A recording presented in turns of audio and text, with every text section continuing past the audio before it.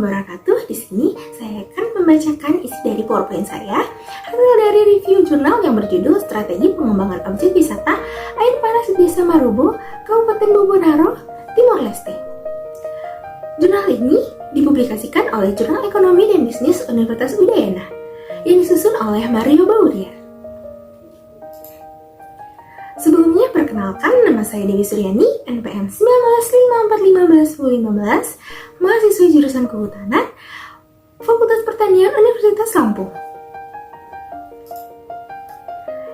Poin-poin dari PowerPoint saya ini yaitu yang pertama ada pendahuluan, yang kedua ada metode penelitian, yang ketiga ada hasil pembahasan, dan yang keempat ada kesimpulan. Yang pertama kita masuk ke pendahuluan. Strategi merupakan sebuah aset yang integrasi dan terkoordinasi melalui sebuah komitmen dan tindakan yang dirancang untuk meningkatkan kompetensi inti dan mencapai keunggulan bersaing menurut HIT 2011. Menurut Dasana tahun 2011, perencanaan strategis adalah suatu proses pengalihan tujuan-tujuan organisasi, penentuan strategi, kebijaksanaan dari program-program strategi yang diperlukan untuk tujuan-tujuan tersebut, dan penetapan metode-metode yang diperlukan untuk menjamin bahwa strategi dan kebijaksanaan telah diimplementasikan.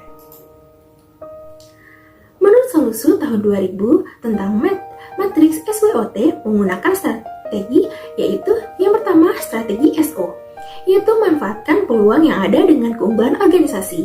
Yang kedua, strategi ST, yaitu memobilisasi beberapa keunggulan untuk mencapai sasaran. Yang ketiga yaitu strategi WO, yaitu memilih faktor mana yang dipacu dan faktor mana yang ditunda.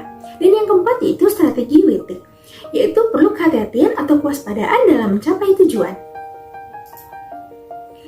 Tujuan dari penelitian ini yaitu untuk menganalisis strategi pengembangan objek wisata air panas di Desa Marobo, Kecamatan Bobonaro, Kabupaten Bobonaro. Yang kedua yaitu metode penelitian. Metode penelitian pada jurnal ini yaitu ada 4. Yang pertama, analisis deskriptif, yaitu pengungkapan informasi yang relevan di dalam data.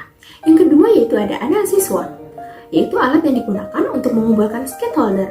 Yang ketiga yaitu matriks internal untuk menilai faktor strategi, dan yang keempat yaitu ada matriks eksternal, yaitu untuk mengukur faktor objek wisata menyeluruh. Analisis faktor internal yang dinilai yaitu ada kualitas objek wisata, memiliki objek wisata yang unik, promosi, kualitas air panas, pengembangan objek wisata, sumber daya manusia, keterampilan tenaga kerja, akses ke modal usaha, dukungan pihak terkait, dan inovasi objek wisata. Sedangkan analisis faktor eksternal yaitu yang pertama ada kondisi perekonomian nasional, ada tingkat inflasi, tingkat pendapatan yang semakin baik, peraturan pemerintah, bantuan pemerintah, perubahan minat wisata, infrastruktur komunikasi dan informasi, pesaing, peningkatan kegiatan pariwisata, dan peningkatan kunjungan. Kita masuk ke poin yang ketiga yaitu hasil dan pembahasan. Di sini dapat kita lihat yaitu ada tabel perubahan lingkungan eksternal dari masa dulu dan masa yang akan datang. Lingkungan eksternal. Pada lingkungan eksternal, peluang untuk objek wisata air panas di Marobo yang tidak begitu banyak mengalami perubahan di masa sekarang maupun di masa yang akan datang terdapat pada semua indikator. Tabel yang kedua yaitu tentang tabel perubahan lingkungan internal dari masa lalu ke masa yang akan datang.